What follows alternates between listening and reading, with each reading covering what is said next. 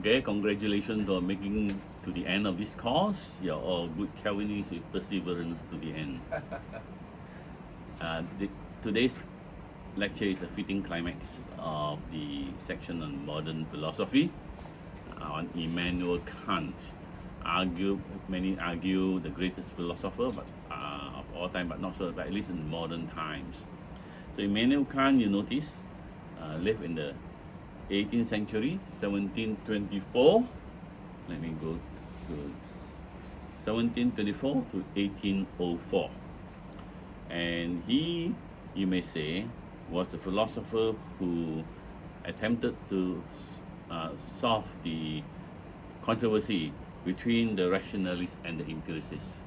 Earlier in our course, we started with Descartes, who believed that ideas like causality are innate and a priori ideas. And a priori means something that we know intuitively, aside from any appeal to sense perception or experience. This would be the rationalists, Descartes and Leibniz, with innate ideas built into our minds. Contrast with that, which I didn't spend too much time, would be John Locke and David Hume. David Hume believed that all knowledge begins with sensation. We all had tabula rasa, born with blank tablets, and experience write this acquired knowledge into our minds. But most importantly was Hume's attack against the idea of causality, because causality is not something that you observe directly or experience. So all knowledge is nevertheless a posteriori, after our experience of empirical knowledge. So that's the background, and Kant tried to resolve this, and he is a difficult philosopher to understand. I put 3 of his books on the slide: Critique of Pure Reason, which is the book on epistemology, followed with Critique of Practical Reason, but it's a rather big book. Most of us would rather deal with a simpler introduction, grounding for the metaphysics of morals. It's much easier to read. So same thing. The Critique of Pure Reason is a very difficult book to read. So I brought along this another book of his called Prolegomena to any future metaphysics. I have read through this quite a fair bit, thoroughly.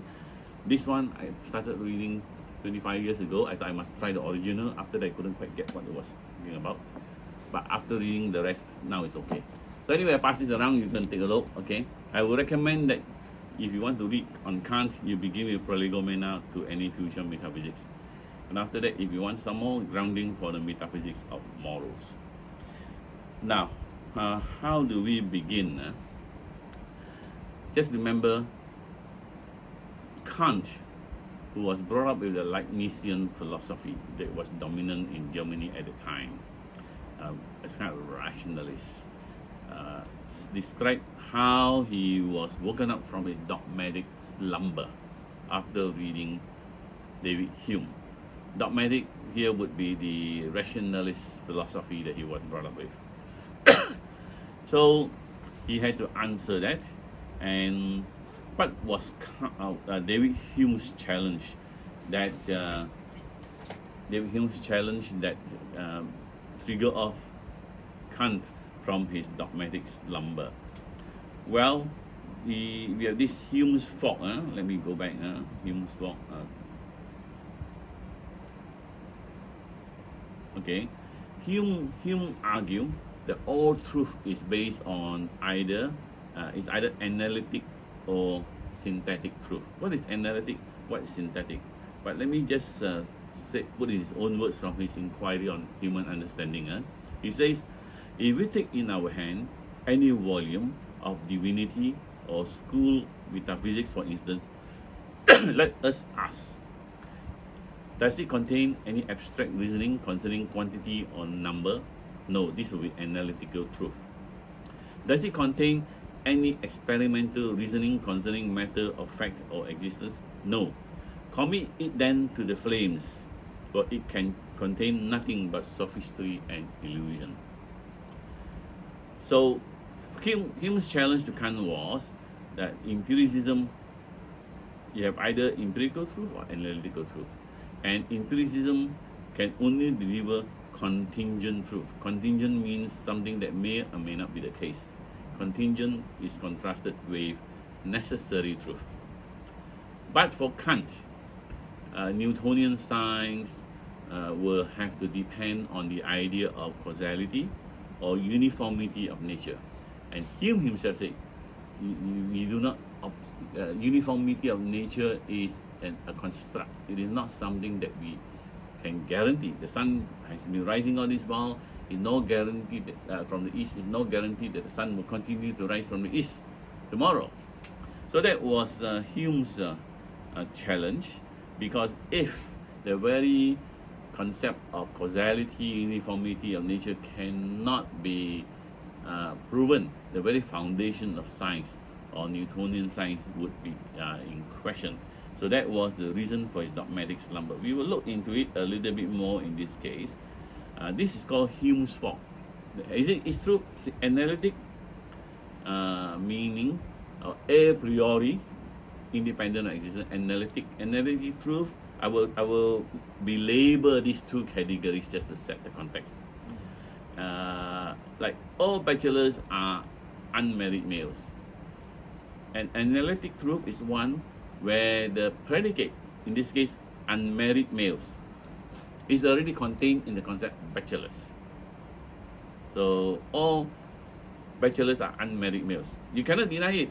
You see, an analytic truth is truth by definition. To deny it would be to commit a contradiction, so to say. In contrast to analytic a priori truth, you have synthetic a posteriori truth, which are truth by virtue of the kind of experience that we have. All bachelors are messy is a synthetic truth. It is not a necessary truth. You have to have this experiential, experimental input to see whether it's true that all bachelors are messy. There is no definition of a bachelor which automatically, by necessity, requires messy, so to say. So in a sense, syntactic truth, by virtue of the requirement of new data input and combining the data to previously disjointed truth, adds to new knowledge. So Hume say there is only this kind of truth. So okay, I also forgot to mention Hume also attacked the doctrine of the justification of induction. Induction is generalization from particulars to a general. So because if there's no uniformity of nature, then you cannot rely on the process of induction. Okay, so I missed out that one. So anyway, I am belaboring this point. So basically, dividing, when you talk about a priori and a posteriori truth, I put this diagram. It's not just two possibilities. I draw a chart. Usually in social sciences, people like to do all these quadrants on it. On the top left would be analytic a priori truth. All bachelors are unmarried. All triangles have three sides. Yeah, all triangles have three sides, by definition. Okay. All triangles are 180 degrees, may or may not be the case, depending on whether you're doing Euclidean geometry or Riemannian geometry, curved space. Okay, anyway, analytic a priori. Syntactic a priori, we'll come to that later. But if you go to the bottom right-hand corner, what you have, syntactic a posteriori. Dogs bark. The bark, the word bark is not necessarily contained in the word dog. Some dogs don't bark, right? It's possible they got sickness or whatever. I'm just thinking that apples taste good. Apple tastes good. Okay, the word apple itself does not contain the good tasting. Or you say durian tastes good, that's better still. Because some people durian the durians don't taste good. Okay, so you have to take the input. So so on the top right hand corner, it will be analytic a posteriori. They cannot be, because it's either analytic or a posteriori. There is no truth that has this truth. By definition, they are contradiction. So that top right hand corner is gone. Now, what Kant is interested is a priori syntactic truth. What is a priori syntactic truth? You would have thought that to have new knowledge, it has to be a posteriori. New knowledge acquired through experience. But in this case, a priori syntactic would mean necessary truth, a priori, that give new information but not requiring our experience, so to say. Now, 7 plus 5 equals 12. Is this a priori? Is a priori? Yeah, we give our answer without having the experience then. Is it syntactic? 7 plus 2 is an analytic statement, right? I mean, traditionally we would have thought 7 plus 5 is equals to 12. But actually Kant will say no. 7 plus 5 equals 12 is a syntactic statement, it's not an analytic statement. Meaning that we accept this truth because somewhere in our experience of counting, so to say, that 7 plus 5, 12 is not the concept included in 7 and 5. You combine 7 and 5, two concepts, you don't get the concept of 12. It's not inherently combined with that. So, but he would have thought that in arithmetic, which is an experience of counting the sequence through time, kind of convince us that there is a 12. 7 apples plus 5 apples equals 12. He tries to make it more difficult. 55 times 11. No, 25 times 25. What's the number? 625. 75 times 75. 5025. Very strict. There's a shortcut to get all this. But many of you will have to calculate. So it's not.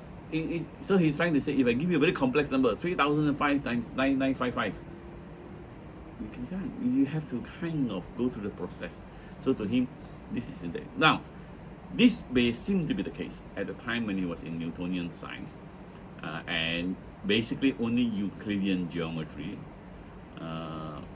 In a way, it sometimes helps to understand what Kant is up to if we have some understanding of science, which again in Malaysian Christians are not quite into it, sadly. So, for example, nowadays many mathematicians, in the mathematics background, mathematicians don't agree with Kant, meaning to them 2 plus 2 is an analytic truth. Why analytic truth? Because after the 19th century, after the end of Kant, you had the rise of modern mathematics, axiomatic system. Mathematics are just elaboration of a few field of axioms. Axioms are truth that we assume without we assume as truth by necessity and by definition. And based on Euclidean geometry, the shortest path between two lines is a straight line. Riemannian geometry would say no, it's a curve. Because you are on a curved surface. Two parallel lines will not meet. Right? Two perpendicular lines side by side will not meet. But if you are on the surface, you're the equator, you got two perpendicular lines, they do meet at the pole, you see. So the curved surface gives you different things. So in a sense, it's your mathematics. I can conceive of a mathematics system where 1 plus 3 equals 7. I'm just sitting up like that. It's a question of what axioms lays the foundation. So some of these modern mathematicians will say Kant is wrong. I'm not quite sure about that. My view is that you can build up as many axiomatic systems as your mind can conceive, but for some reason there's one axiomatic system that seems to match with our world, and in that world it seems to be like Kantian world, so to say. So we won't go into that, very complicated discovery. But the point is, so what is Kant up to? Kant is trying to answer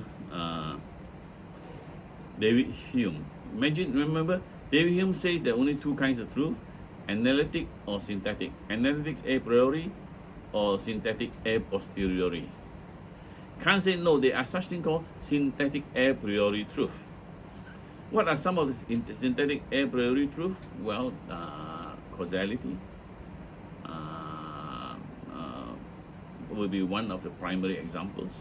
So he said, if I can, or the categories by which our mind makes judgments, the concepts, they are synthetic and a priori truth. I will elaborate that in a moment. Okay, so he wants to find, for example, fire causes burn is synthetic a priori. We learn that through experience. I'm not sure whether the word electrocution hurts. Is it an a posteriori experience? Have you suffered electrocution? But you say it burns. It will necessarily burn. If you're electrocuted, you'll burn, right? Like in the toaster, So we can make this kind of statement because we think there is a certain structure of experience independent of us. That independent of this means it's a priori. And electrocution hurts is not an analytic statement. It is a synthetic statement because it's a combination of two sets of ideas. Okay, I keep on elaborating all these things so that when I now go into what Kant is up to, it hopefully will make sense. So Kant's response to Hume. For Kant, the empiricists were right that the content of our knowledge comes from experience, but the mind supplies the form to the content, and thus the rationalists were right about there being some non-analytic a priori knowledge. Kant finds the source of objective universally valid empirical judgment to lie with the mind. Now, what is Kant trying to say? Kant is trying to say that there are this, again I repeat, synthetic a priori truth within our mind that is necessary for us to make sense of what we experience in such a way that they are coherent and therefore we accept them as knowledge. But there's a difference there. Now, just want to say, when Kant talks about there be universally empirical judgment that lies within our mind, what he's trying to say is, think about it. The rationalists say there are innate ideas in us. Experience doesn't, there's no, we can close our minds, and that's what Descartes was trying to do, and we arrive at knowledge. Just look inside. The empiricist says sensations impinge on our mind, gives impressions, which the mind then process, and then we have knowledge. You notice the mind is passive. Ideas come from impressions, and then ideas from the mind. So the mind is passively received in all this impression. Kant say no, it's the other way around. It is not the mind is not just passive. The mind is active. So he says the mind is not, and because now the mind is active, his focus has changed, his perspective has changed. Whereas earlier, from the world to the mind, now how the minds, earlier the world shapes the mind, the perception of the mind. For Kant, the mind actually shapes the perception that come to us. So because of this contrast, he calls it a Copernican revolution. Copernicus, remember, was the one who changed the world from the cosmology from Earth-centric solar system in the world, where the Earth was center to a heliocentric one, from a geocentric to a heliocentric, where the sun becomes the center. So there's a kind of reversal. Traditional epistemology, the world is the center, we try to reach out to it. So now the mind is the center, and how the mind grasps and imposes a certain frame and order to the world around. So it says the mind is not merely a passive mirror of nature. The mind actually frames or imposes some order upon the data received by the senses. Although we rely on experience, our receptivity of what Kant calls intuition for the particular contents of our knowledge, the structure or form of that experience is provided by the human mind, or what Kant uses the word understanding of Verstand. In German, V is F, Verstand.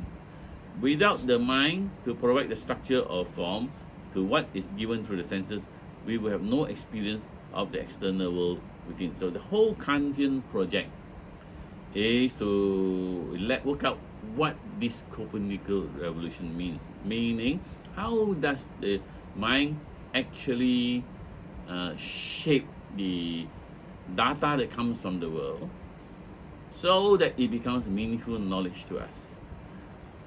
The data from the world, the senses, so to say, okay? So another way to frame Kant's project is to ask the question,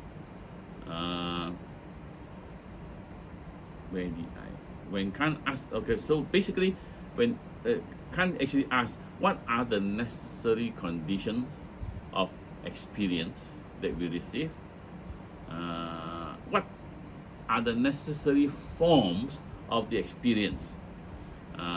What structure and order must be in place in order that we have knowledge? So in that sense, Kant here is trying to tease out or formulate all the a priori forms of the mind, that because a priori forms, because if the mind imposes order to the sensation, this is a priori, and it's and it's not experience that shapes the mind, but the mind already got certain structure, a priori forms, okay? So he calls these concepts. What is in our mind, he calls concepts. The terminology of Kant have their own separate, distinctive meaning. What is given to us are sensation and intuition. That's the word used, okay? So experience, to have the experience, so you must have intuition, sensation, intuition come to us, and the concepts. So understanding and sensation and understanding, sensation and concepts. Both must be, both of them must be working together in order to provide us knowledge, so to say. So the question is, you have sensation that comes in, the mind process it, the mind execute what is called judgment, so to say. Judgment. What's judgment? For Kant, judgment is the act of understanding, where the intuition that comes to us, they are now combined, brought together with what is called the concepts of the mind. Okay, so you have intuition plus concepts together is brought by judgment. Judgment is bringing them together. Or you have concepts and concepts. Any act of synthesis by the mind, you call that judgment, so to say. You can have empirical judgment if it deals with the experiences that come in.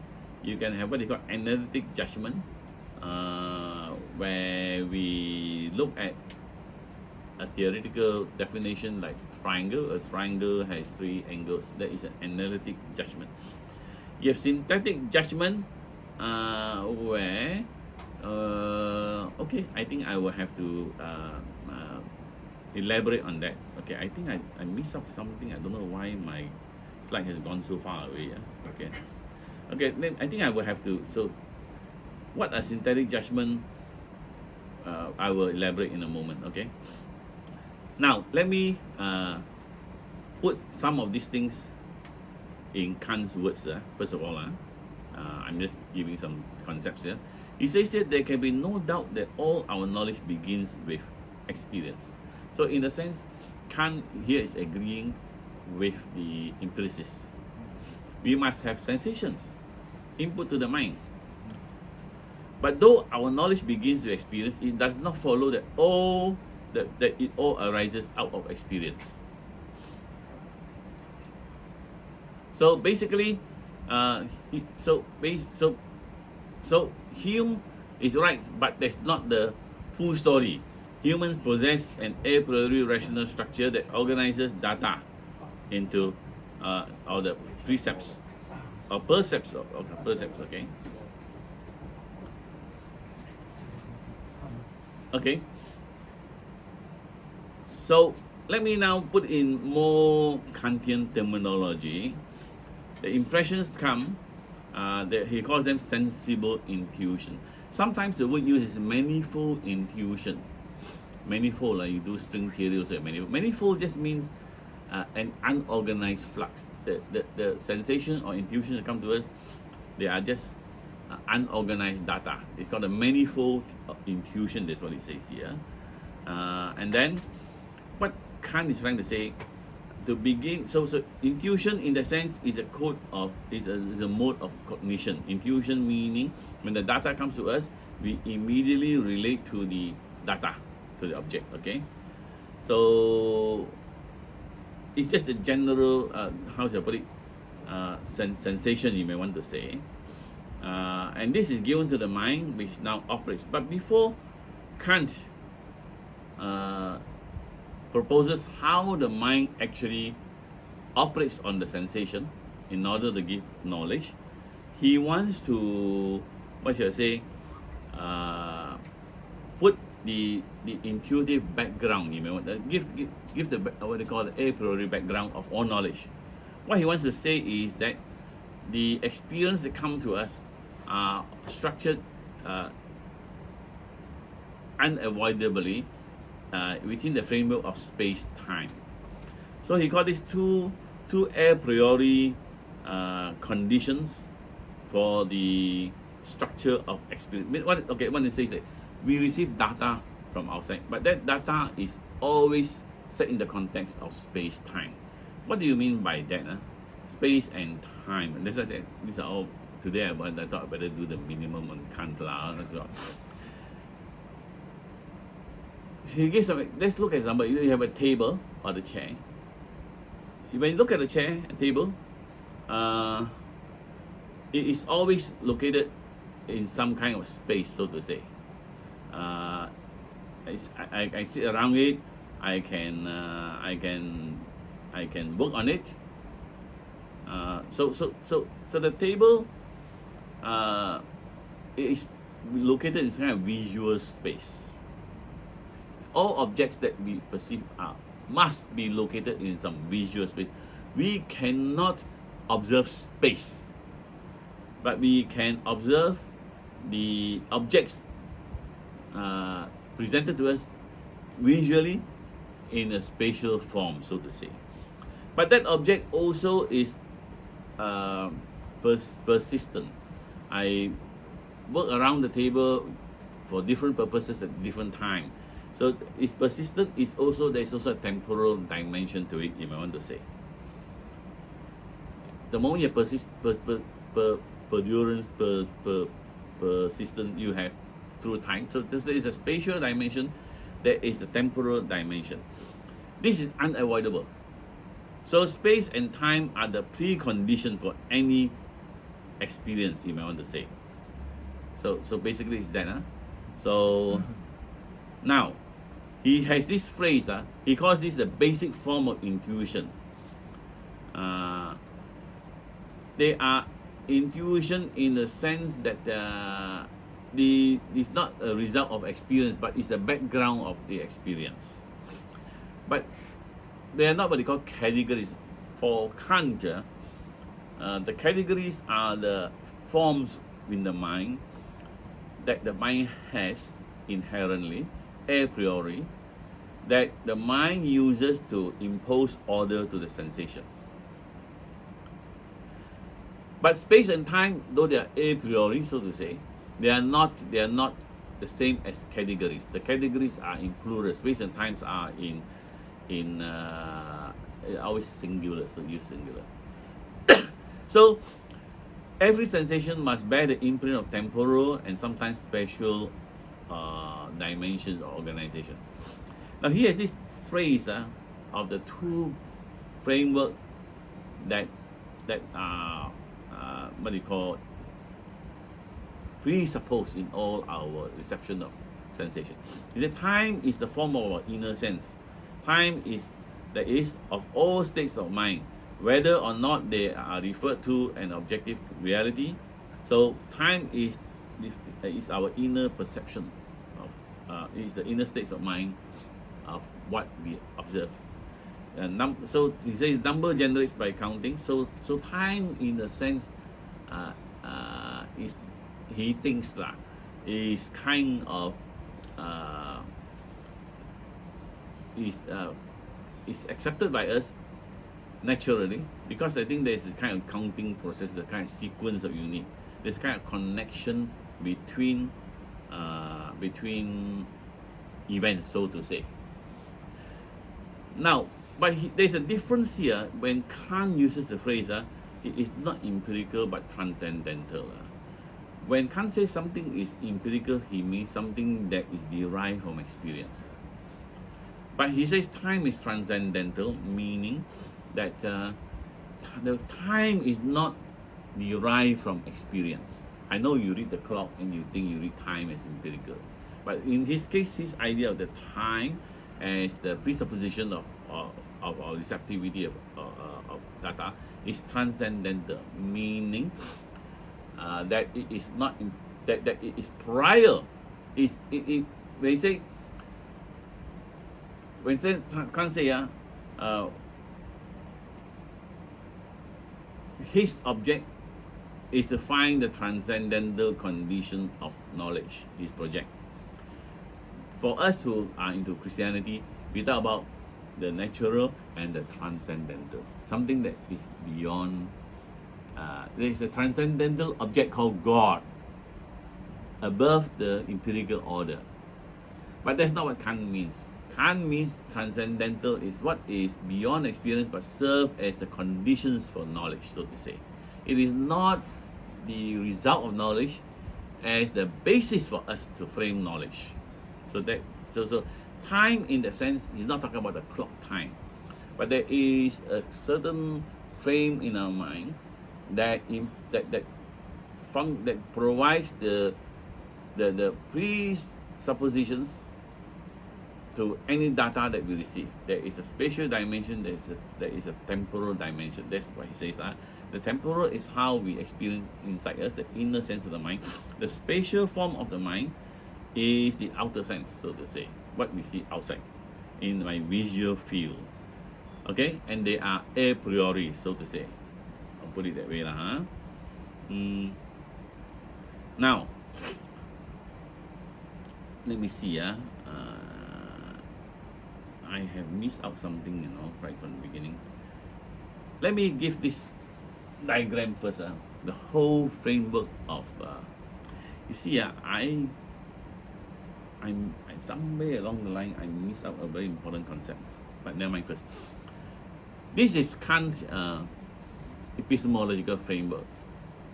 You look from the top, sensation comes to us in the context of, it's called forms of sensibility, in the form of space and time.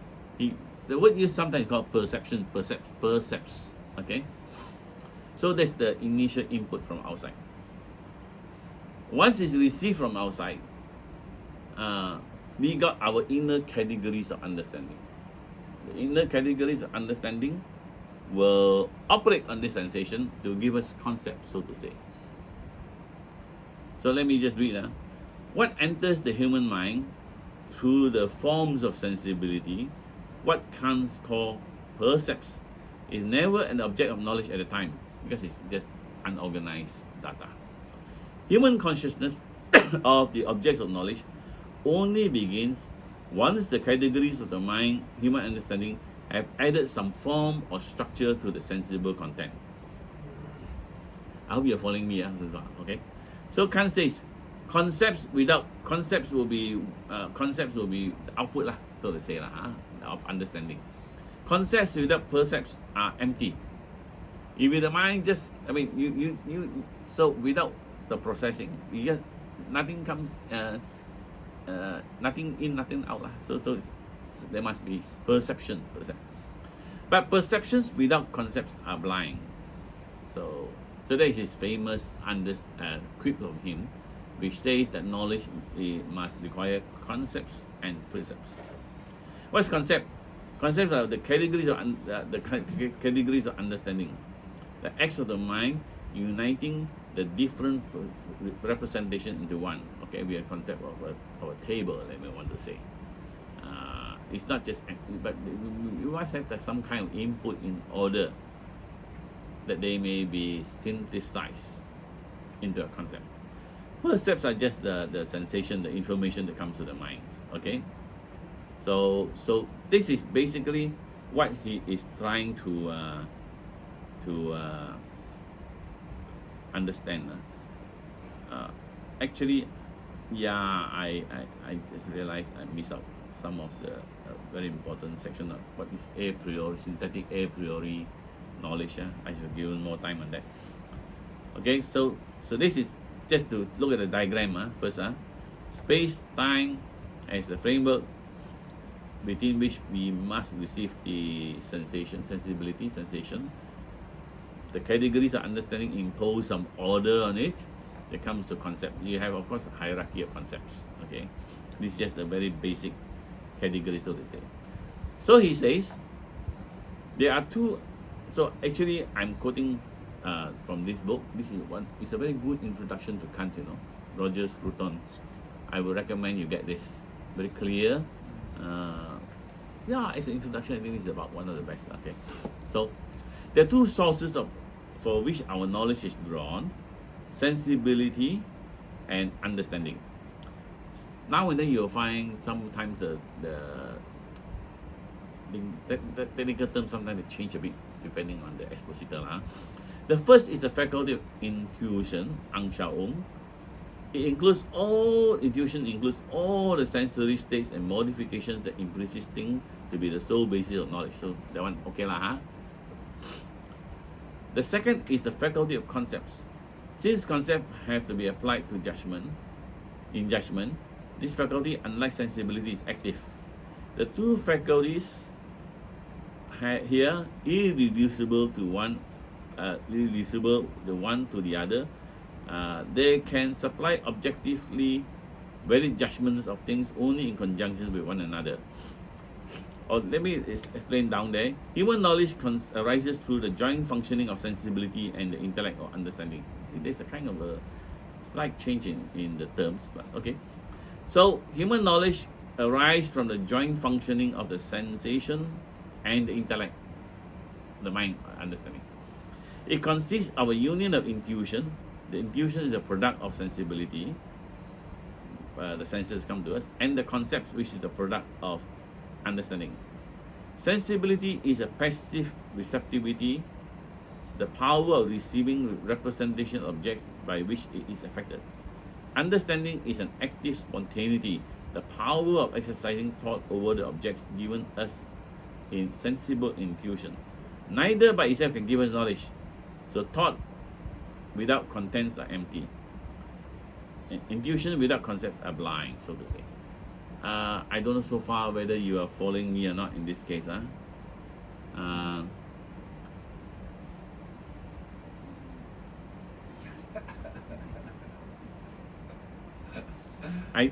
why I feel the first time you deal with Kant, is you have to have the actual framework. Okay. Shall I repeat a bit further? I will summarize again. In response to Hume's a priori, analytic, and a posteriori synthetics, Kant say we have synthetic a priori synthetic knowledge. So this is an abstraction I gave up. I think I missed out something. If I give you an example, is it possible to have knowledge without actually an empirical experience about it? Let's say if you're outside, where do you work? I work in Kairos. Kairos, it's a library. We have 10,000 books in the library. 10,000 books in the library. You have the word library now, 10,000 books. You haven't come to Kairos office, but immediately in your mind, you can you can imagine the kind of way is a big enough shop lot or building with rows and rows of books. I mean shelves. It has to be there, and it cannot be be a wooden building. You have an idea, it must be a sturdy building. So though it is not fully clarified, your mind is able to grasp additional knowledge, not based on experience, but based on your understanding that this is called volume and weight and order, that this place, whatever it is, the books must be in a certain order, and because of it must be a big enough office to have 10,000 books, and then it must be cannot be wooden building because it is books are heavy. Okay, what is happening now? This a priori, you have not experienced it, so to say. It's synthetic because I only just say I have Kairos library 10,000 books. Already you have the possibility of new knowledge added in. So very kind of crude way to say that this is synthetic a priori. No, synthetic a priori concepts or knowledge that the mind can have. So Kant therefore says, okay, what are these components in the mind so that they are a priori, so that and they add to knowledge, so to say. But before he does that, he wants to say that, okay, synthetic a priori knowledge will be causality, uniformity of knowledge, idea of substance, persisting substance. He has, okay, so basically that the main one for first argument. But before he does that, he now has to look at how knowledge is produced in the process. Well, he starts from, okay, we all believe that there's a world outside, there is sensation that comes in. But if sensation comes in, how do you make meaning of that? You cannot make meaning of that. So Kant say, okay, the empiricists are right about the beginning, but they can never explain how the ideas are formed. So we don't receive, I mean, how come we have this idea of a table when you only receive a barrage of sensation? So okay, the mind cannot be passive, the mind has to operate. So that's what he's talking about now. So the mind has to operate. So let's look a bit further. The sensation comes in must be within the framework of space and time, because that is the presupposition of the receptivity of any sensation that it comes. So he got the faculty that received all the sensations, he called it intuition. It's not a woman's intuition, that's why you have to go to that. And then the faculty that operates on this with using categories to form concepts, so to say. The process of operating this raw data is called judgment. Judgment apply categories that are a priori to the mass of unorganized sensation to come up with meaningful knowledge or forms of knowledge, concepts, so to say. That's why he's trying to do all this work. So the mind is active. Now the problem is, so here, the mind, you may say, is unifies all these sensation that we have. I quote from here Gordon H. Clark. Gordon H. Clark was about one of the really good Christian philosophers, the original thinker. He was the guru behind Carl Henry, actually, if you know Carl Henry. His books, his history of philosophy from Thales to Dewey, right? So I think it's a very good history of philosophy. independent philosopher. You can see that he's an independent Christian philosopher. He said, now intuition depends on receptivity. The mind is passive, is affected, receive what is given, but conceiving or understanding through conception is an active function. How come? Okay, it's an active function. When a person frames a concept, he arranges diverse representations under one common representation. So he's trying to say, all the data comes in, the initial receptivity is passive. Then the mind operates it, he arranges all these under one common representation. It's a table, it's a tree, it's a house. It's kind of one common representation, and then you unify all these sensations, arranging them under concepts. Concepts, therefore, are based on the spontaneity of thought and are forms of unity imposed by the mind on sensory multiplicity. I hope you get this kind of idea now, roughly what the mind is doing.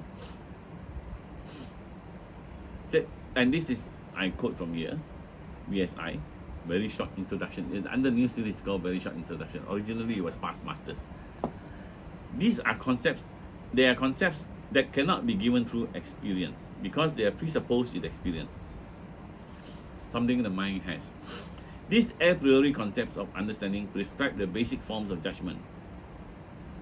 All other concepts can be seen as determination of them, that is, as a special class, more or less adulterated by reference to observation and experience. So this one, forget it. I can't call this fundamental concept in the mind categories, our forms of thoughts. So basically, remember I said the sensation coming, the mind imposes order. How does the mind? The mind applies certain basic categories of thought to shape the sensation. Okay, in a sense, the categories or the concepts, they are not. When you say concepts, when you say concept, we have in mind an image. That's not what Kant actually means. The concepts are the rules that the mind, the rules of application.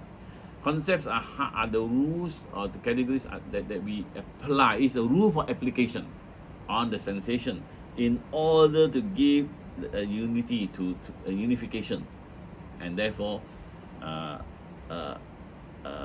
do you call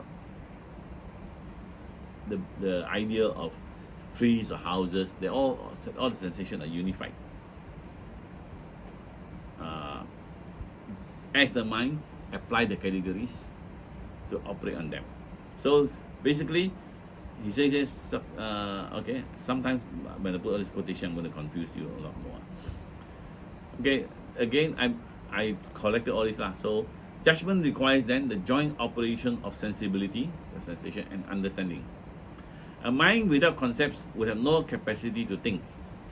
Equally, a mind armed with concepts but with no sensory data to which they could be applied would have nothing to think about. Without sensibility, no object will be given to us. Without understanding, no object will be thought. So thoughts without content are empty. Intuition without concepts are blind. So I'm just going round and round in circles because these are very new ideas. So go back to this. So that's the picture I gave earlier. So what enters the human mind through the forms of sensibility, Kant called percepts, is never an object of knowledge at the time. Human consciousness of the object of knowledge only begins once the categories of the human understanding are added, have added form and structure to the sensible content. Okay. Now, what are these categories that I've been talking about all this while? Now, here I'm putting them very like as though it's all polished and done. But if you read his big book, I mean, he has to go through all the analysis, so to say. In one sense, here he is what shall I say? He is drawing on an earlier project by Aristotle, who talks about the various categories of thought. So he has 12 here. You basically as the mind look at the sensation, it applies different categories to unify them. You can talk in terms of quantity, you can talk in terms of quality, We can talk about relations, and finally modality. I mean, this is just to introduce you to the landscape at the moment. And under quantity, you have unity, plurality, or totality. I think that's quantity. I mean, that's just about covered up. Under quality, you have, reality, affirmation, or negation, or limitation, some, so to say. All, none, or some. Sounds a bit like Aristotle's traditional logic. Or relations, meaning how they relations, how they are interacting with one another, so to say. How different sensations are interacting, so to say. How they're related to one another. Okay. Okay. Causality, to be acted upon, to be the agent, to be the cause, to be the agent, or cause, or to be acted upon, or to be mutually acting on one another. Basically, it's that. So the modality, this is existence, so to say. It is possible to exist. It is not possible to exist. So you have possibility versus impossibility. You have existence versus non-existence. You have necessity versus contingency. Okay, so far, these are what they call very. This is to him, this is a comprehensive set of tables of the categories, which you rely on certain principles and you apply these categories to the sensation.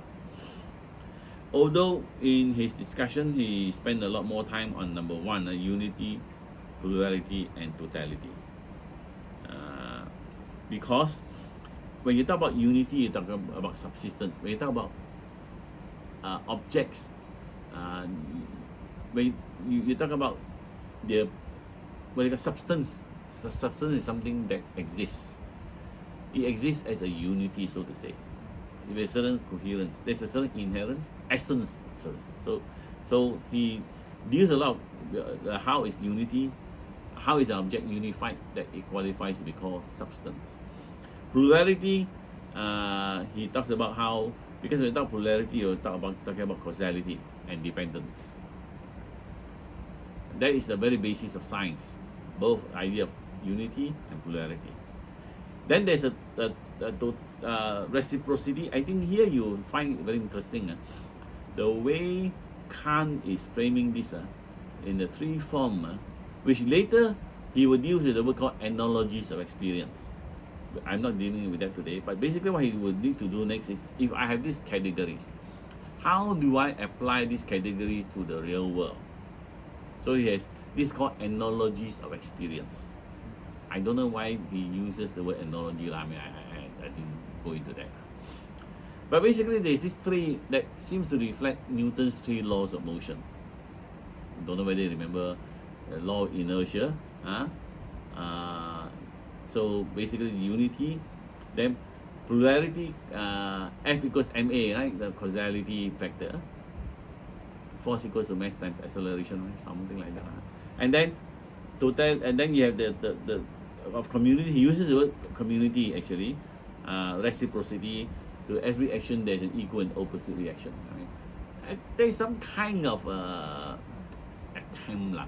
I mean, there's a local philosopher who wrote about prolegomena to the metaphysics of Islam. When I read that, I said, okay, it sounds like he's doing a prolegomena in echoing Kant's prolegomena to the future of the metaphysics. So here, he has Newton in mind. He wants to defend Newtonian science, so to say. That was the science in those days, and still science today. So there is a kind of echo there, I would say, So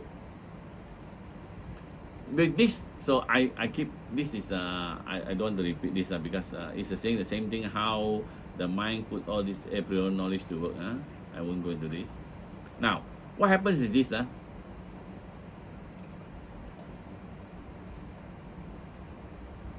All this. So what happens into the idea of knowledge, so to say? You notice there is this thing out there with the sensation. It is meaningless as far as we can say the moment it comes to the mind. Then the mind applies the categories, impose a form to this mass of sensation, and then we have concepts, combination of concepts that become knowledge to us. You notice what happened here? Okay, we say, oh, there's table. Oh, there's a car moving, and then the car in collision. What we are describing is actually what the mind is perceiving, so to say, making sense of it. But all these things are happening within the mind. So what basically that means is, we are saying we perceive the world, but this world we perceive is a construct of the mind. We are not actually having direct connection with whatever is out there. Whatever is out there generates the sensation that we process, and we construct our knowledge of the world and image of the world. So what happens therefore is, interestingly, this is the world of appearance to us. That's what it says now. So Kant, the logic of Kant's epistemology is that we cannot know what's out there. He uses the phrase, we cannot know the world in itself. The noumenal world, N-O-U-M-E-N-A, the noumenal world. We cannot know the world in itself, but we can know the world as it appears to us, the phenomenal world. Now this one, so do we really understand the world or not? Is there the world outside or not? You know, that becomes a very big question, so to say.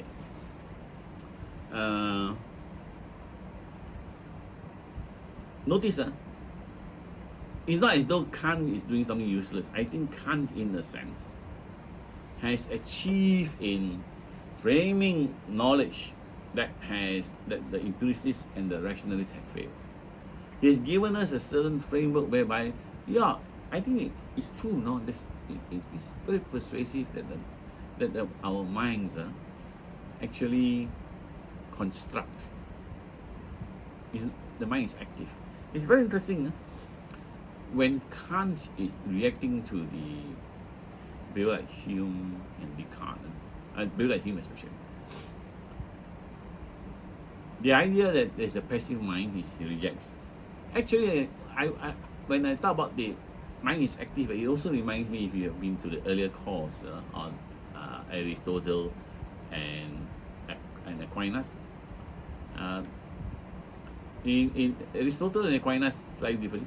We have the passive intellect that receive all this sensation on outside, and then there is an active intellect in us that abstracts the ideas, so to say, and then that's how the mind gets understanding.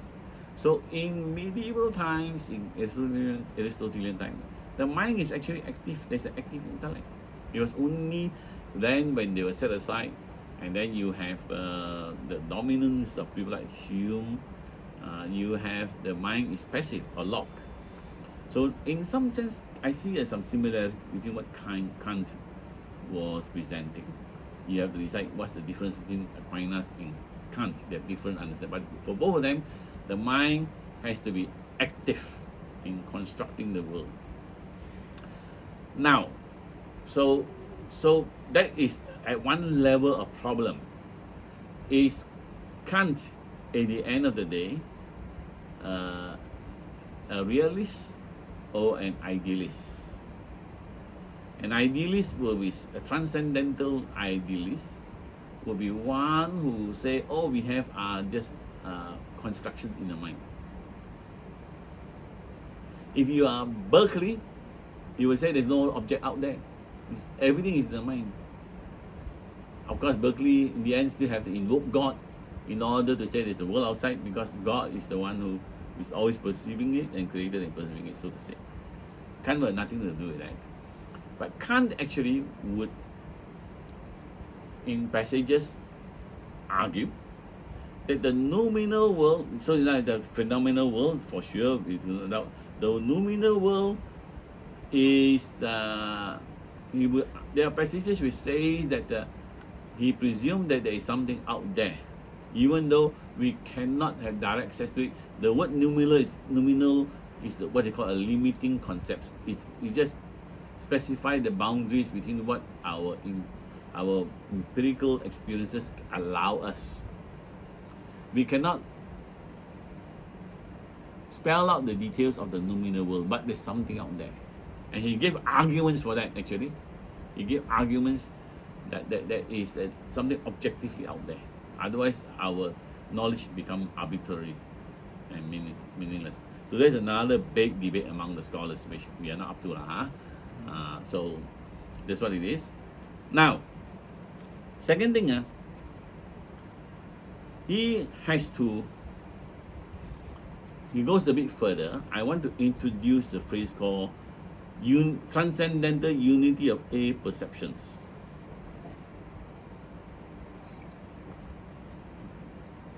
First of all, he keeps talking about the understanding the mind that imposes some order to the sensation. But you notice that I have said there is this mind. We have not talked anything about it. What actually is it? Is there such a thing? So basically, Trump want to argue that there is this mind which he call transcendental unity of perception. A perception. A perception came from Leibniz. Actually, it means self-consciousness lah. Self-consciousness. But he is developing his own system with his own precise lingo. So this is where I think we probably have to go a little bit. So just backtrack again. So I'm going back and forth because everything is new. So to recap, what is this understanding? When I make an empirical judgment, the house is higher than the tree, or an a priori one, every alteration has a cause. I'm judging that two or more things are combined in reality. And this presupposes that I have myself combined them in thought.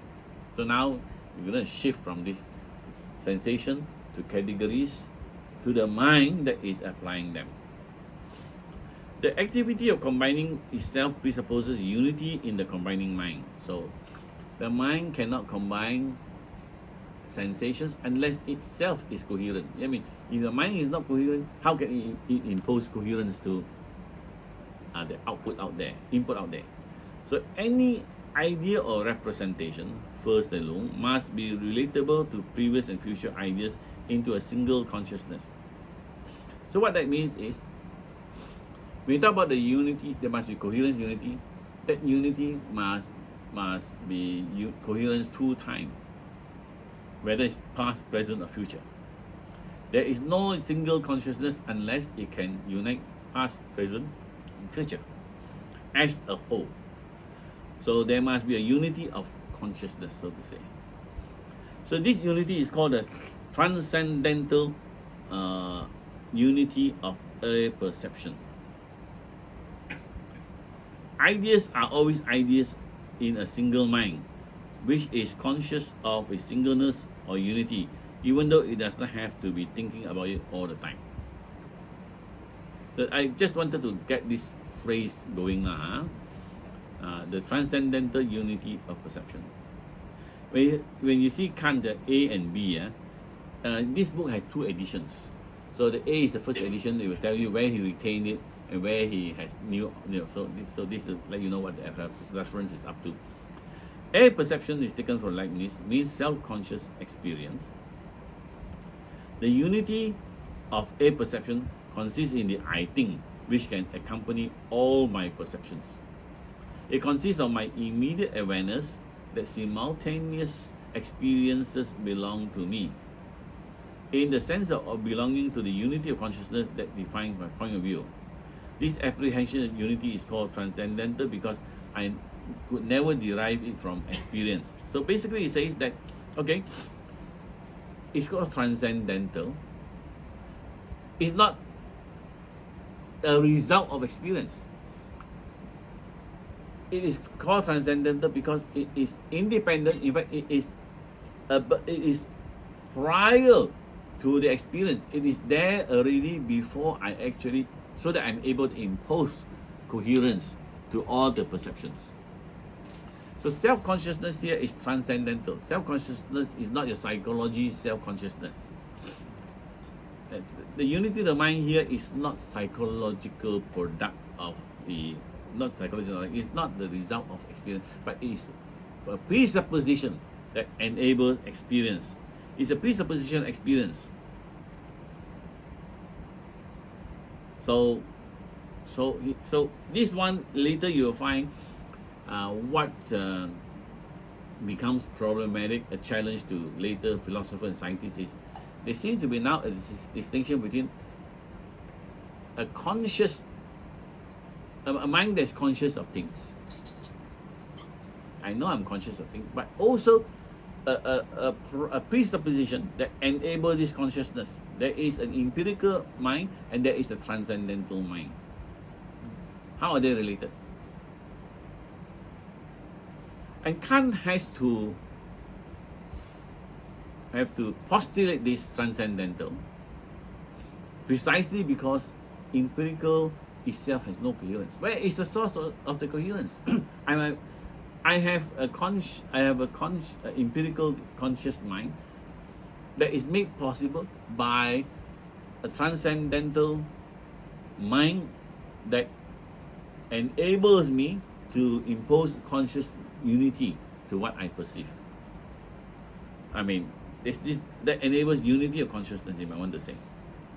So that's why he says here, transcendental air perception, self-consciousness, must be distinguished from empirical air perception or inner sense.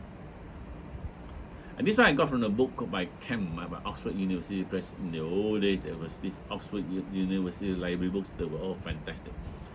They were all thin books, but nowadays, all because word processor, a lot of verbiage.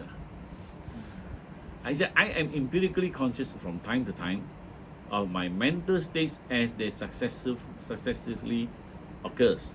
I'm conscious that I'm now thinking. This is your empirical consciousness. I'm conscious that I'm now thinking. But behind and prior to this empirical consciousness of the changing states of one's mind, there lies a more fundamental principle, namely that there is a single consciousness to which my thoughts, reflections, and intuitions are related. A mind which retains its numerical unity throughout the variety and differences of its activities. The mind is a unity to which intuitions are given and by which they are combined. This principle of unity of a perception is the supreme principle of all judgment and thus of all employment of the understanding. Now, I remember 25 years ago when I tried to read this one by myself in the car. Every time I sent my son to Chinese class, I would be trying to read this book in the field. And what puzzled me was, what's this transcendental a perception? I mean, nobody explained that to me. I mean, I thought it's all self-taught, so to say, until much later. Understand the motivation behind this. Kant is trying to go beyond just empirical data and experience, because that, I keep stressing on that, because the empiricists can never explain how knowledge, coherent knowledge, is applied. But when we apply, when the mind applies and we get a conscious mind, neither should that be the result of experience, because then again you're only putting backward one more steps the limitation of empiricist theory of knowledge. If from all this data you now have the empirical mind, you are just generalizing the empiricism higher level, the conscious mind, the empirical conscious mind. But when comes this empirical conscious mind, behind it there is a unified mind, so to say, that is transcendental, of which the consequence of all the activity is now our conscious mind. So I am conscious that I'm conscious, so to say. So basically, summary, Kant believes that experience must provide room for the thought of experience itself. I am conscious that I'm conscious. I'm not just conscious only, I'm conscious that I'm conscious. In order for my experience to belong to one consciousness, I must be able to think of my experience as mine. See, if all the data comes in and the application of the categories to the data comes to the concepts, and they're all unified under this mind, it's just a generic mind unless it is my mind, so to say. How is it my mind? Somewhere in the back, I have imposed this consciousness as self-consciousness. So I must be able to think of my experience as mine. This is the crucial step in the argument because the ability to think of my consciousness as mine requires judgment and hence the categories. Experience must have a unity and coherence. For this reason, Kant rejects the idea of passively received science data. Kant says that intuition without concept of line, they are also impossible because they cannot be subject to the transcendental unity of a perception. So basically, what I want to say is, Kant is trying to push backward to the what they call the final condition for knowledge. So basically, it says that what are the a priori or transcendental conditions for knowledge? So at the end, he comes to this transcendental unity of a perception, something that's transcendental. It's there.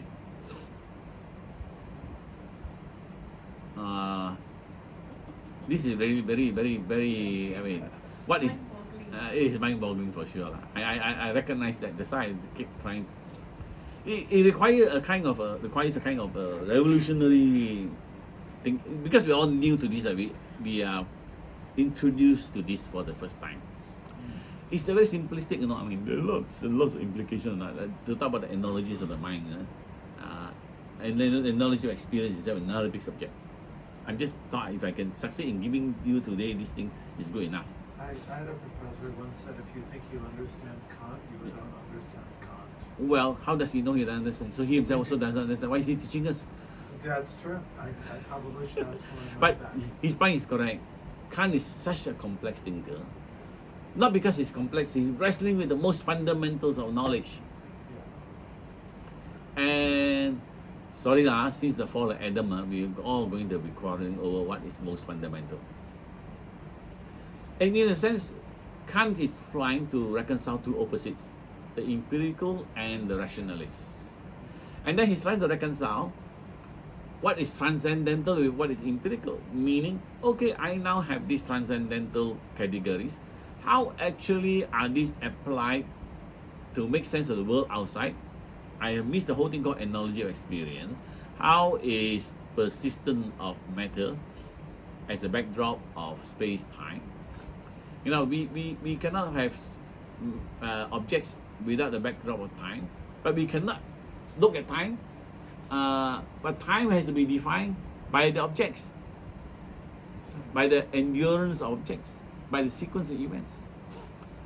I cannot see space, but space is also described in the context of objects in relation to one another. So is space related? So what I'm trying to say is that Kant is wrestling with the most fundamental, seemingly contradictory areas of knowledge: rationalism, empiricism. Space and time. Is space-time absolute? Is it relative? Newton says space is absolute. Leibniz says space is relative. Actually, he is trying to say that we cannot do one without the other, space and time. And yet, at the end of the day, I think he inclines more towards Newton. So these are very, very, very fundamental issues. So never mind, we just want to get the basic framework there of the active mind. So I will give one more.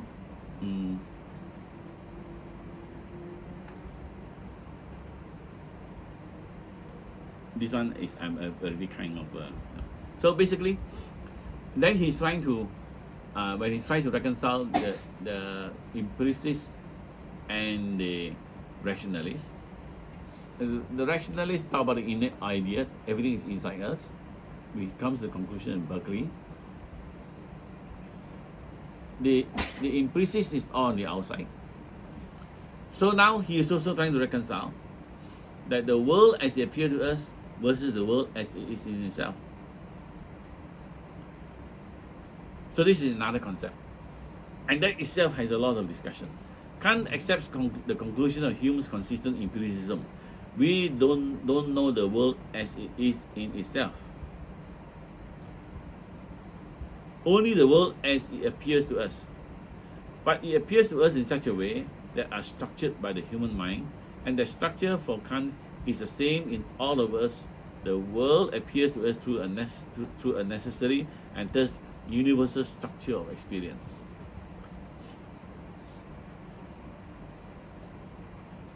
The necessary connection that makes possible causal judgment is not found looking outside the mind to what is given in sense experience. The necessary connection is in the way the mind structures experience. Causality is one of the categories of understanding which for Kant are the a priori conditions for making judgments. He has to flesh out all these things and a few other more pages after this. So this just a summary. Now notice what's happening. Is this, are we, as Christians, can we be satisfied with what Kant has presented to us? We know the world as it appears to us, but we cannot know the world outside. Yes, Kant does say that there is he does try to, at a certain point, still argue that there is something out there. Although we cannot quite say about it. It's not a very happy philosophical position, right? We know something is out there. We know all knowledge begins with empirical knowledge, and at a certain point we have to stop because we can't go beyond that. It's a limiting concept, you may want to say.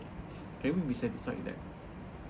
So, in fact, Kant's next step will be to talk about the antinomies of knowledge. If we cannot know anything out there, what happens to the doctrine of God? What about the soul? What about the world? The three big ideas. So he has these three big sections, which he spent a lot of time.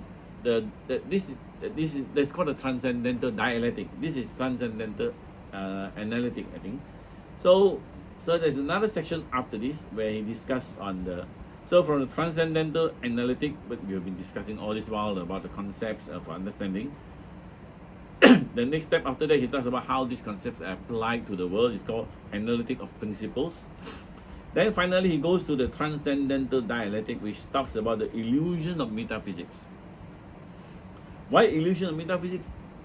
So when we talk about, he says that if our knowledge is bound by all that we can receive empirically, so to say, all the metaphysical discussion are illusions, because we are actually describing things that our mind in principle can never arrive at. And then he goes into this and he tries to argue.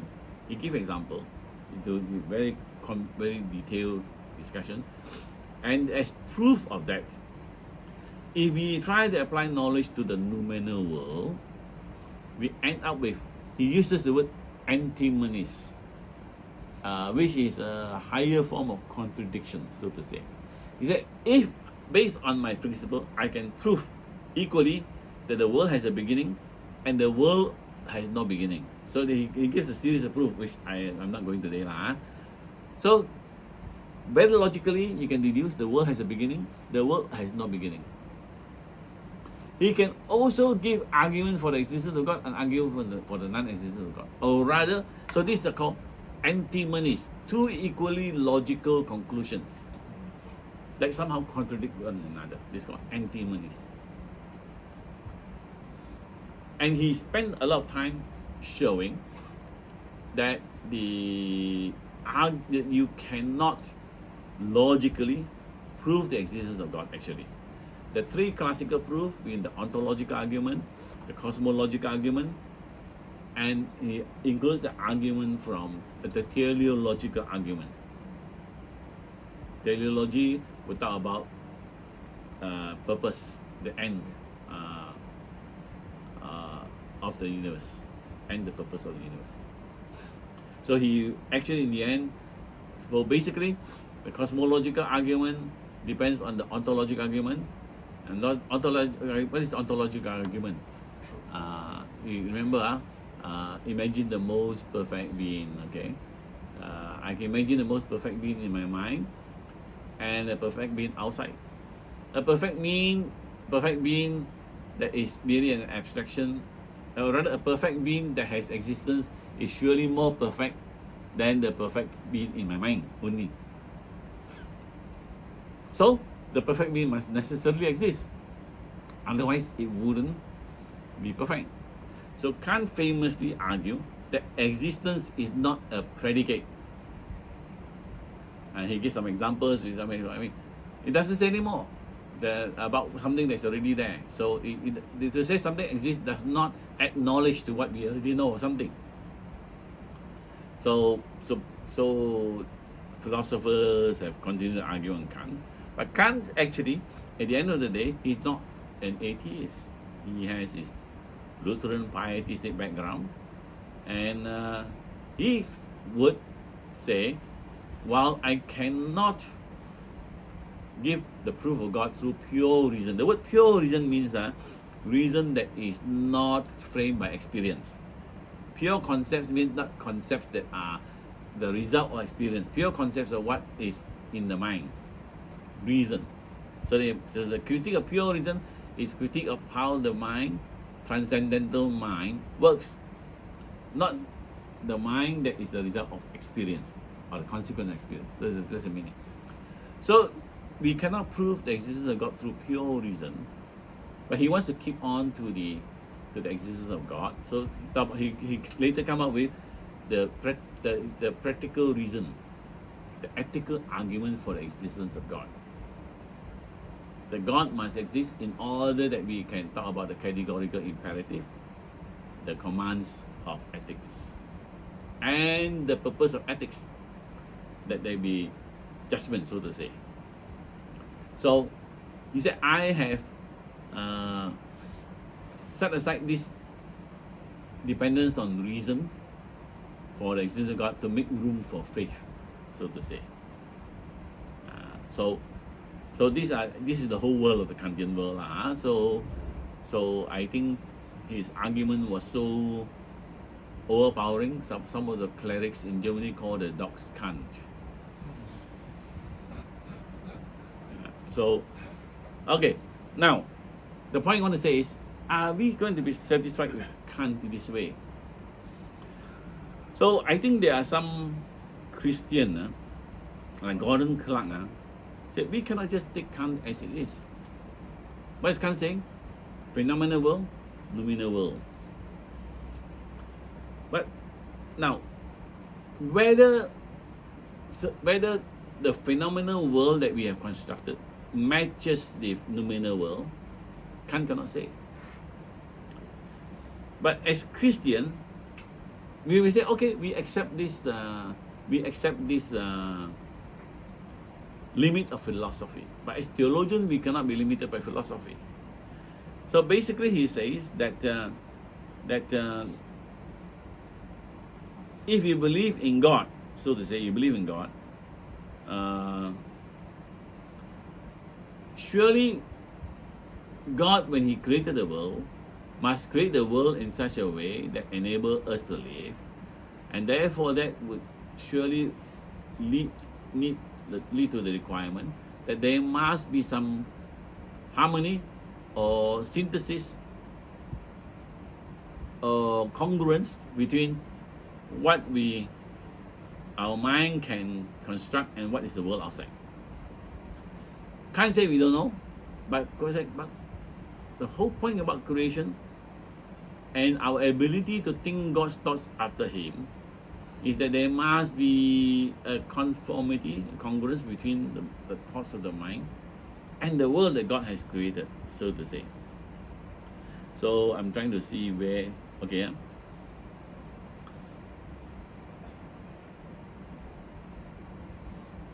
So any adequate theory of knowledge must satisfy two of the following conditions. This is the pre-formation theory. God has pre-formed our minds and the world so that they harmonize with one another. Is this a philosophical statement or is this a theological statement? Next question. Any adequate theory of knowledge ought to satisfy at least the following conditions. It must affirm the existence of universal and necessary truth that transcends sense experience. That's what Kant is saying. Transcendental conditions of knowledge. It ought to preserve Kant's recognition of the need of an a priori structure of human rationality. The mind can impose order because there are already a priori categories in our mind that enable us to do the job. It ought to avoid Kant's skepticism about the real world. So this is what Gordon Kant is saying. No, we cannot accept Kant. We must have a third condition. It must avoid Kant's skepticism about the real world. That means it must eliminate the unknowable noumenal world, the thing in itself. Okay? Almost all the major German philosophers who follow Kant recognize the need to eliminate Kant's distinction between the phenomenal and the noumenal worlds. How do you do that? Because Kant's epistemological framework is so tightly interwoven. I mean, once you accept his terms, you have to accept his conclusion that he's not saying that there is no noumenal world, he's just saying that we don't know. But he just makes the distinction. It ought to contain an explanation for why all humans contain the same categories, the same structure of rationality. How come if all we have from the world are just sensations that come to us, how come we all have the same structure of rationality? Evolution? That itself is not a scientific statement. So that it ought to offer an account of how the human mind can attain knowledge about the real world as well as about God. If you talk about Kant, limitation, we cannot know about God. If God is in the noumenal world. And if God tries to apply the practical reasoning, he's actually postulating an assumption that practical reason and ethics and categorical imperative requires the existence of God and human freedom actually. So, in order to satisfy this, come up with this alternative, Gordon Clark has this pre-formation theory. According to this view, knowledge is possible only because God has endowed humans with certain innate ideas along with dispositions or aptitudes to think in a certain way. These forms of thoughts correspond to the real world, which is also the creation of God. I think you might even want to argue, even based on evolutionary theory. Some say evolutionary theory cannot account for the nice fit between our mind and nature. It has to be an endowment by God, you may want to say. So this is what he says. This is a theological postulation, I would have to say that. But Kant's alternative is also a postulation beyond what science has said. Now, Kant actually has recognized that there are some who actually postulated this before him. This is from his text. Someone might propose to adopt a middle way between the two, namely that the categories are neither self-produced first principle a priori of our knowledge, nor derived from experience, but subjective disposition of thought, implanted in us with our existence, and so arranged by our Creator that the employment should accurately agree with the laws of nature which determine experience. So this is from Critique of Pure Reason, sections of 27 in the Transcendental Analytic. So what Kant is saying is that there are some people who are proposing that it's neither empirical nor just a priori. But he likens this as subjective disposition of thought implanted into our existence. And so he said, if it's subjective, it cannot be objective. And so he rejects it. Subjective has two meanings actually. Subjective can mean something that is emotional. Subjective can mean it is from a subject, from the eye. Subjective can be contrasted with objective actually. So you have to pass what it means here. But he dismisses it because it is a subjective necessity. So Gordon Clark's response is, if our Creator has implanted in us certain categories of thought or aptitudes, contemporaneously with our existence, Kant is hardly justified in denying that they are a priori. If such implanted aptitudes are not innate, then surely nothing is. Kant is wrong in insisting that the aptitudes of the pre-formationists as optional. Kant says this because the human judgments are a result of his being so constituted that he cannot think in another way. Thus, on Kant's view, the only necessity attending to the categories is the psychological necessity. I don't think here Kant has given logical proof in his rejection of the pre-formationist theory where God implanted these categories in us. So we are now beyond the realm of logical demonstration, if you ask me. We are now have to postulate whatever proposition that can make sense of our epistemological journey so far. So I'm just saying that even though I recognize that Gordon Clark makes his proposal as an alternative to Kant, it's not theology versus philosophy here. I think both have stepped beyond beyond the limits of philosophy and ask beyond this, how can we make sure our philosophy is truly connected with life as we experience, which philosophy is a professed, now we cannot do it. So also he's saying that all he's saying is that Kant is not offering a proof. He's just saying that if it becomes a psychological necessity, it does not add to knowledge, which is what Kant is trying to avoid. If by psychological necessity you mean what results from the empirical experience.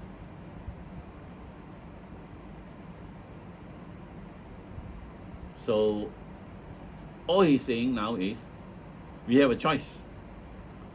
You can just simply refuse to take the next move to connect the world we have with the world outside, the noumenal world. We can just say that's all it is. Or the Christians said no, we refuse this veto, so to say, this barricade. Because if we take God seriously and God's creation seriously, and not only that, if we take God seriously to the extent that we believe that we can think God's thoughts after Him, then in principle we must be able to break beyond the limitations of empirical experience. And that we cannot be limited by Kant. And so that ability to think God after Him means God has planted certain innate knowledge in us, pre-formation, categories that make sense of both the world that we experience as the real world, which itself becomes a platform to how we connect with God. So in that sense, now I'm speaking beyond Kant. Scriptural knowledge, knowledge of God in the Bible is always knowledge of God's action in the world. The Bible never talks about the mystical flight from the world. The Buddhists and the Hindus once escape the world. But the Christian knowledge of God is always in the context of God's action in the world. That's the difference. And so, because of that, our knowledge of the world must be genuine in order that we can connect to God's action in the world, the real world. God is not just dealing with, we are not just dealing with mental construct. I'm just adding something on my own here. So this is the context, I would say. So I don't want to go into that. So Gordon Clark's, so I gave two more quotes and then I think I'll stop. Okay, this is a Christian nice summary towards the end of 2 slides. I just read. This is Gordon Clark, Philosophy of Education, his book. Kant wrote as if space, time, and categories were the same in all human minds, and that these a priori forms could guarantee a sort of unitary human experience, which is correct. But when he argues against all types of pre-formation systems that would unify experience by grounding the possibility of knowledge in God's ordering of the human mind, he ruins every hope of discovering unity and making knowledge possible. Only theism can do that. What he means to say is that Kant's project, at one level, explain the possibility of knowledge. But this is not real knowledge. It is just a construct of the mind that has no connection outside. Only theism, only if you allow the category of God into this epistemological structure, can you have hope of connecting with the world in a unified manner. Then Ronald Nash, very clear writer actually. Ronald Nash is a student of Gordon Clark. Said a blank mind, tabula rasa, cannot know anything. Human knowledge of anything depends upon an a priori possession of innate categories of thought, which we agree lah. That's what Kant is saying. But then he says these categories are ours by virtue of having been created in God's image, a fact that guarantees that human structure of reasoning images the divine reason. So that's what I said just now. The very possibility that we can think God's thoughts after Him requires that God must have planted this category of thoughts in us. It is not just a blind process. If we are all just a blind process of evolution, it doesn't, naturally we can't believe that we can connect with God. So it has to be a divine basis for our knowledge, which of course is opposite what Kant is trying to do. Kant is just a construct from the human experience per se, so to say, the human knowledge per se. So reason subsists in the mind of God eternally. I think reason also characterizes the human mind, and reason is objectified in the world because of its relation to the divine mind, versus the Kantian dichotomy and skepticism, which cut themselves off from any possible knowledge of God and His creation. So, so my next one will be all this analogy experience. I don't go into it today. So now, I think it's good now to see if you can clarify any overwhelming confusion. You want to ask any question? Is Kant's philosophy bothering this thinking that, a bit like Taoist or Buddhism, that everything is an illusion? Oh no. That's what to the Buddhists. Everything is illusion. Even the I. There's no ego in Buddhism. The slogan for Buddhism is no God, no soul. No soul. What we call soul implies a unity of the I inside. The Buddhist said is the ego is a combination of the various skandhas, the word called properties, SKN skandhas, which is unified by the karma that we have inherited. But in Buddhism, everything is fragmented. The whole point about the meditation exercise is to destroy the ego. We all have an ego now. Buddhism, the Buddhist exercise, we call meditation, is actually a technique to dissolve the I. Once you dissolve the I, the soul, your perception all change, you merge with the world. There's a mystical experience. Is there one? Ergo is Huh? E-R-G-O, ergo. P-R? G-O, ergo. What is the ego? Instead of ego is ergo. Or you mean the Buddhist? I never use that term. But there is no ego. But Kant say there is the ego, the transcendental unity of a perception. Precisely, there must be a unity of the ego that transcends even the empirical ego. That we can make sense of the world, the phenomenal world. So it's totally different. So Kant versus Hume, from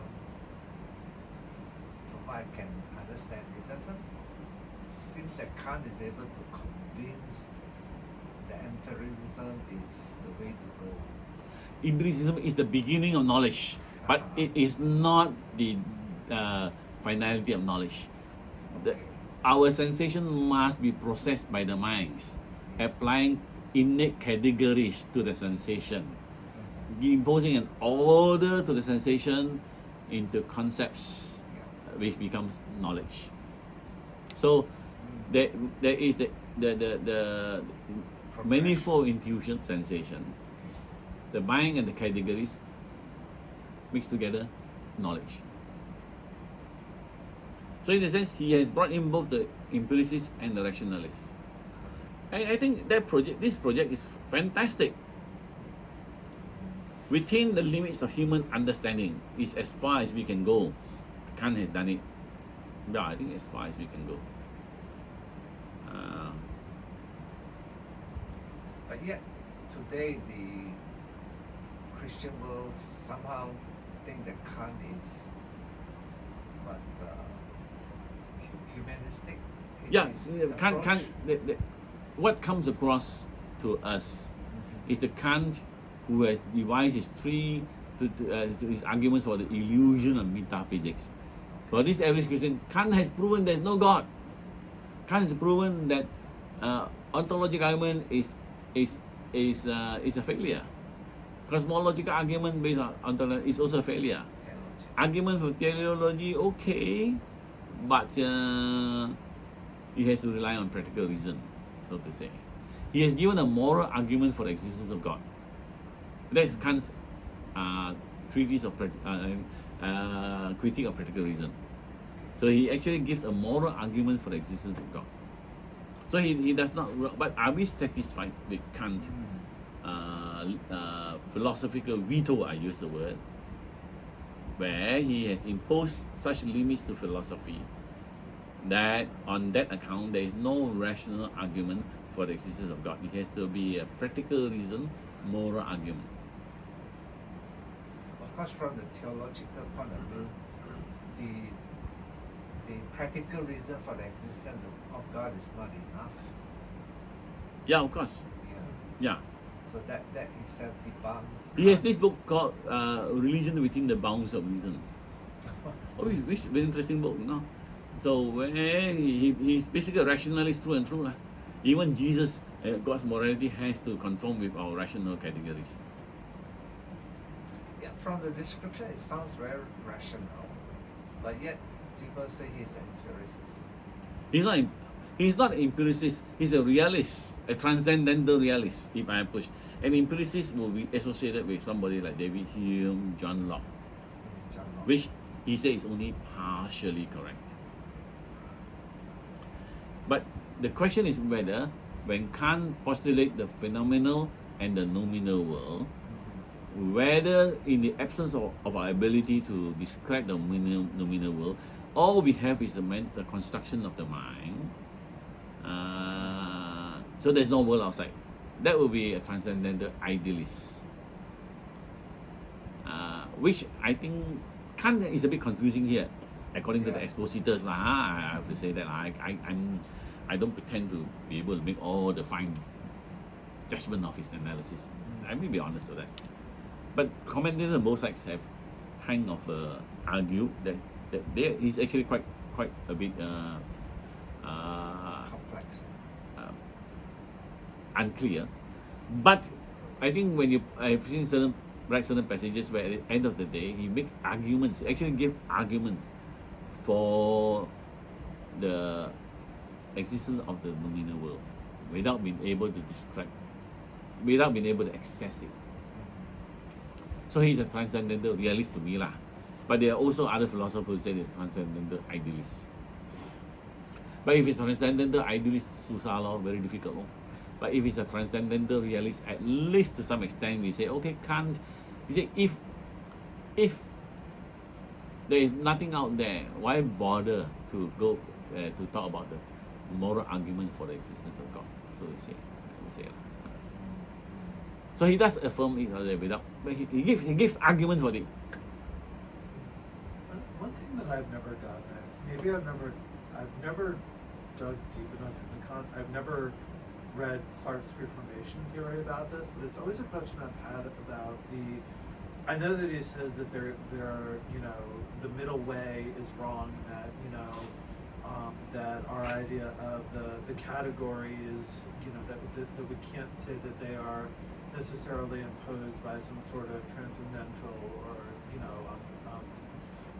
metaphysical force.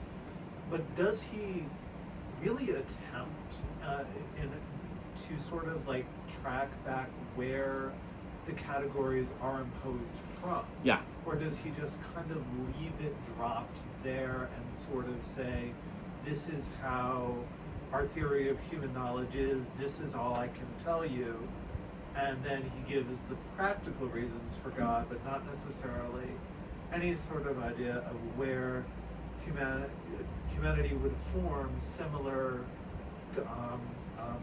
categories to impose structure upon knowledge. Basically, what Kant does in the transcendental deduction of categories. So he deduces those 12 categories that are essential in the formation of concepts. He's satisfied that he has deduced these 12, but he never said, how come the mind operates this way? How come the mind operates this way? He just said, that's how the mind operates. And that's why, why don't you ask a further question? Why don't you attempt to answer that? He's not interested to answer that, I guess, because there's no philosophical answer to that. Right. So, at the end of the day, either you postulate God in the picture, or you just say, I don't want to answer the question. Right. So that's why the Christian philosophers like Gordon Clark said, no, you're very reluctant to take this step. It's actually, to me, depriving oneself of the capstone. You build an arch, you need a capstone in order to hold the thing in place. So you've gone all the way, finally, there is a capstone, and mysteriously in the Kantian philosophy, the categories of thought just there, for no explanation. Aren't you being very unphilosophical in not wanting to answer that question? Yeah, that's what I've never gotten about Kant. Well, one of the things that I've never gotten about Kant, I mean, there are plenty, but it seems that he seems to forcefully reject the idea of as you said, the middle way. Yeah. As he calls it. It's just psychological disposition. Right, but he never actually then seems to endeavor to move beyond that and give an explanation as to why that is the case. Yeah, he never. He just say it's psychological, so it's not worthy of further consideration. Yeah, that's tautological though. I mean, that's... Yeah. Actually,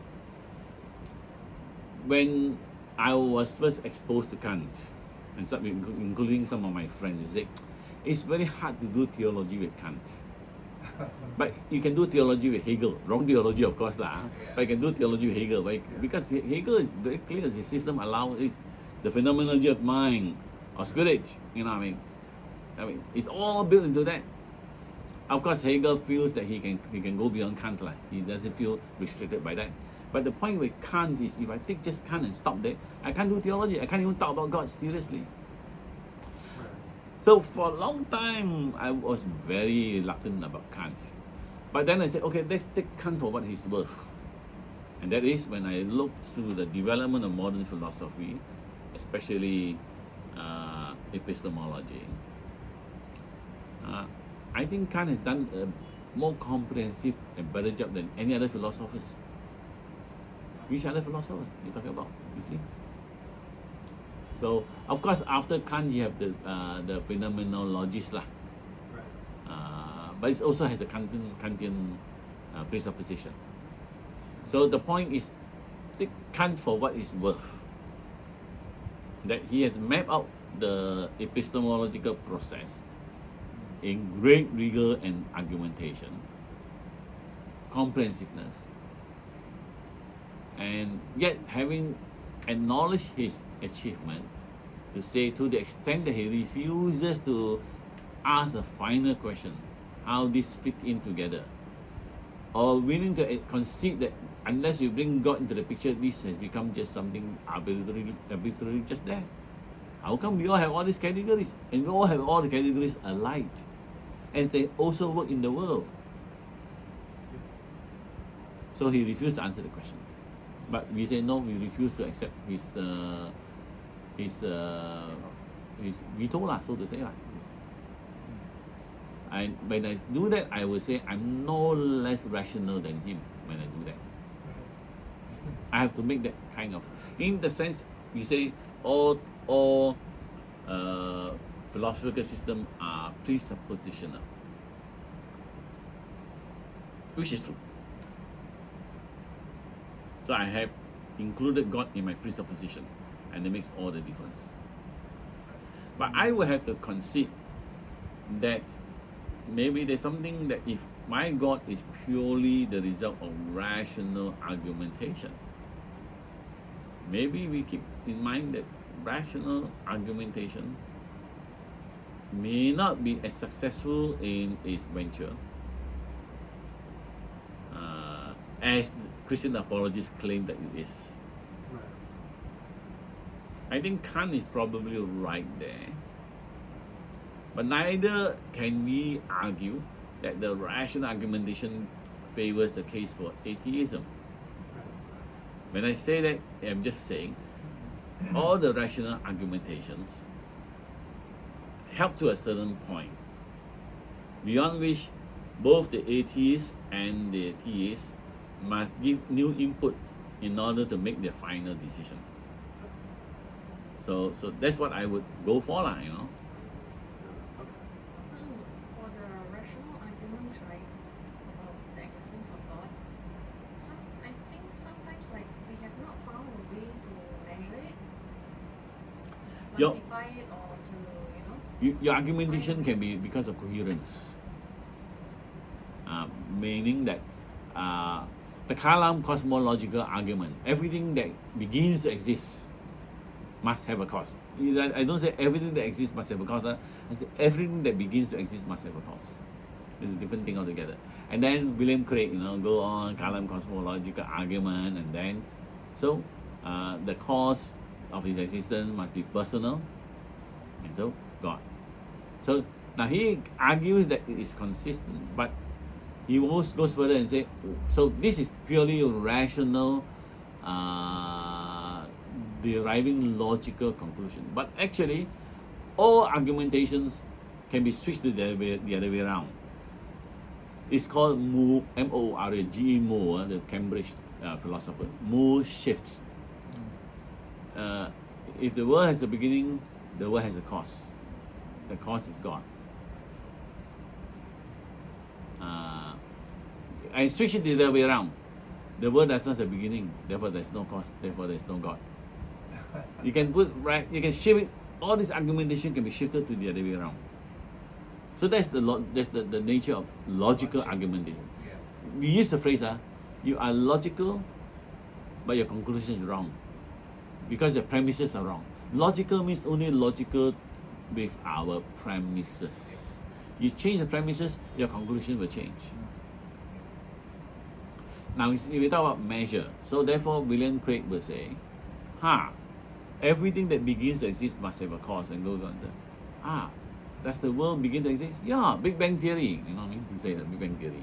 So he said, modern science tells us that the world has a beginning, and that is consistent with there must be somebody who causes the beginning, God. But to me, Big Bang theory itself, Big Bang does not itself conclusively prove there's God. It's consistent with this argument, but it does not prove. I say, science can never prove the existence of God, nor the non-existence of God. Philosophy is one way or the other, to be honest. But what the world tells us is that you Christians are illogical. You Christians got no reason one. Why? Where are your arguments for God? Arguments for God got limitation. So what happens is the world imposes the burden of proof on us. But I said, but you cannot prove the non-existence of God also. If it's true, a genuine atheist, a genuine philosopher will also admit to that. So I put this out for two reasons. Therefore, we go through philosophy so that we know some of the dynamics, so that when people want to impose certain philosophical burdens on us, if you have some knowledge, we say with some confidence that no, the philosophical enterprise has reached its limits. And that's why the Christian God unashamedly looks to divine revelation. But divine revelation, which is transcendental, neither does divine revelation contradicts reason. It's beyond. They can be rendered consistent or above, but it is not against reason.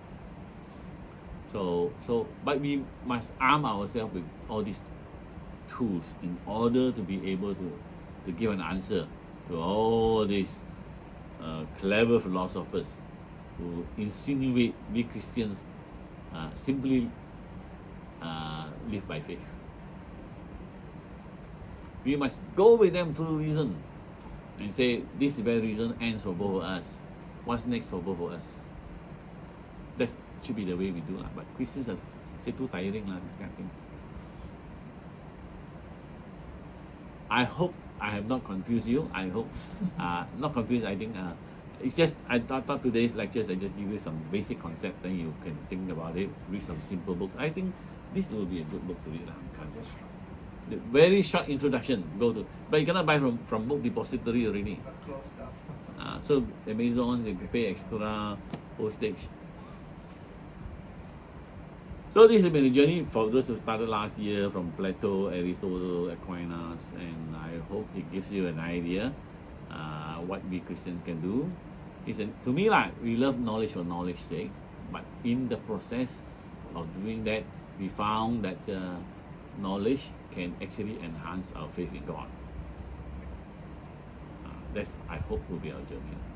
Next year, I think I should carry on. I can't decide whether to move further to the post-Kantian philosophers. Can get done off.